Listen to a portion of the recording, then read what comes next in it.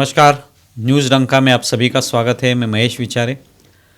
दोस्तों, प्रियंका वड्रा ने वायनाड की लोकसभा चुनाव के लिए अर्जी दाखिल की है।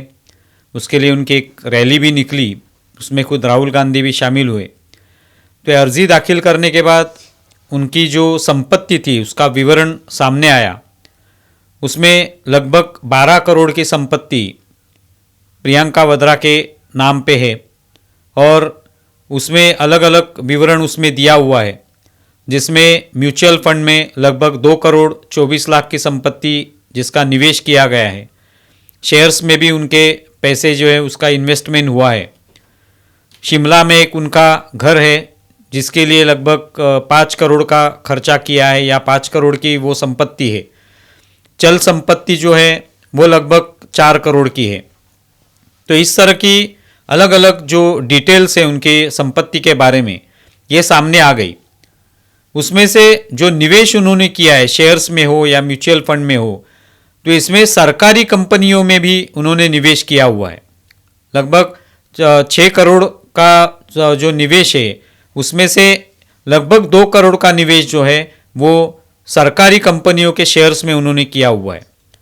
तो यही हम लोग देखते आ रहे हैं कि राहुल गांधी हो, प्रियंका वड्रा हो, ये बार बार सरकारी कंपनियों पर आलोचना करते हैं, उस पर एक तरीके की निंदा करने के काम वो बार बार करती रहती हैं, क्योंकि वहाँ पे मोदी सरकार है और मोदी सरकार की आलोचना करने के लिए सरकारी कंपनियां किस तरह से नुकसान में चल रही है इसके बारे में वो बार बार जिक्र उनका होता रहता है।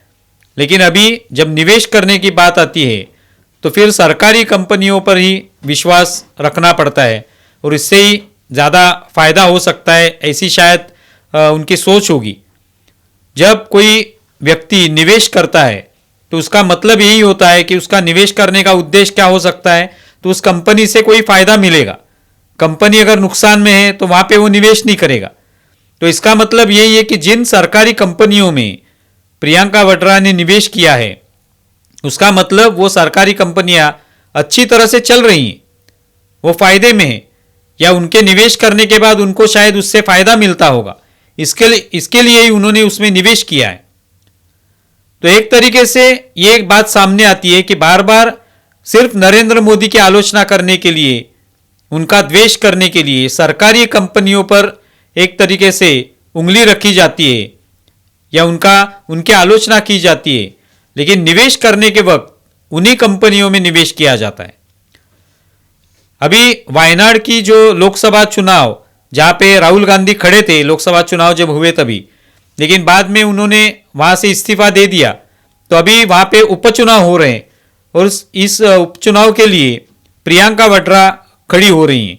ये पहली बार ही वो किसी चुनाव में हिस्सा ले रही हैं, तो यहाँ पे शायद वो चुन के आएंगी तो सांसद बन जाएंगी। तो गांधी परिवार के हर व्यक्ति जो है वो इस तरह से चुनाव में उतर रहे हैं। उनका एक इसी माध्यम से एक पुराना वीडियो सामने आ रहा है जिसमें प्रियंका वड्रा कहती हैं कि वो राजनीति में नहीं आना चाहती, क्योंकि राजनीति जो है जिसमें इंसानियत अभी बची नहीं है, ऐसे वो कहती हैं। वो लगभग 2011 का वो वीडियो अभी सामने आ रहा है, जब भी वो राजनीति में उनको पूछा जा रहा था कि आप राजनीति में क्यों नहीं आती। गांधी परिवार जो है ये राजनीति में आता है। इनके जो पुरखे थे, नेहरू से लेकर नेहरू, इंदिरा गांधी, राजीव गांधी, संजय गांधी, ये सभी राजनीति में थे। तो आप राजनीति में कब आएंगी, क्यों नहीं आना चाहती, इसके बारे में जब पूछा गया तो प्रियंका वड्रा कह रही थी कि राजनीति में अब इंसानियत नहीं बची। लेकिन अभी 2011 और अभी 2024 देखिए कितना फर्क पड़ गया, कितने विचार बदल गए कि अभी वो राजनीति में उतर रही है, अभी वो चुनाव लड़ रही हैं। तो एक तरीके से ये बातें सामने आती है कि जो हम लोग जिस तरह से बात करते हैं लोगों के सामने, सभा में हो, पत्रकार परिषद हो, इसमें जो बात करते हैं हम लोग, तो बात करना अलग है, लेकिन जब हम कृति करते हैं, जब उसको प्रत्यक्ष रूप से हम वो जीने लगते हैं, तब लोगों को पता चलता है कि ये तो दोगलापन ये लोग दिखा रहे हैं। एक तरफ तो सरकारी कंपनियों पर आलोचना करना लेकिन उसमें ही निवेश करना, एक तरफ राजनीति जो है उसमें इंसानियत बची नहीं ये भी कहना और बाद में राजनीति में ही आना। तो क्या अभी राजनीति में फिर से इंसानियत आ गई है? इसके बारे में प्रियंका वाड्रा का क्या कहना है, ये लोग जानना चाहते हैं। दूसरी बात है कि राहुल गांधी, हम लोग देखते हैं कि बार बार उद्योगपतियों पर आलोचना करते हैं, उन पर आरोप करते हैं कि सब संपत्ति जो है ये इनके पास ही इकट्ठा हो गई है। चाहे वो अंबानी हो, अदानी हो, बार बार इनके नाम लिए जाते हैं कि इनके पास पूरी संपत्ति इकट्ठा हो गई है, इसका वितरण होना आवश्यक है। एक के पास, एक ही व्यक्ति के पास या एक ही उद्योगपति के पास संपत्ति कैसे इकट्ठा हो सकती है, उसका सही ढंग से वितरण होना चाहिए। इस तरह की बात राहुल गांधी बार बार करते हैं। तो अभी अगर देखा जाए तो प्रियंका वाड्रा ये कोई सांसद नहीं है या किसी बड़े पद पर भी नहीं है, लेकिन उनके पास संपत्ति तो 12 करोड़ की है। शायद ये दिखाने वाली जो संपत्ति है अधिकृत तरीके से, ये 12 करोड़ होगी, और भी शायद संपत्ति हो सकती है। तो ये संपत्ति कहां से आ गई? और अगर वो इकट्ठा हो गई है प्रियंका वाड्रा के पास, तो इसका वितरण जो है ये क्यों नहीं हो रहा? फिर ये कांग्रेस के लोगों में इसका वितरण होना चाहिए फिर योग्य तरीके से, सही ढंग से। तो ये भी सवाल पूछेंगे लोग। एक तरफ तो आप लोग उद्योगपतियों के पैसे के बारे में पूछते हैं, लेकिन खुद के पास जो पैसे हैं वो इतनी बड़े पैमाने पे कहां से आ गए? उद्योगपति तो खैर काम करते हैं, उनके उद्योग अलग अलग जगह पे उद्योग खड़े करते हैं, वहां पे लोग भी काम करते हैं। जो लोग मेहनत करते हैं उससे कंपनी और बड़ी होती है।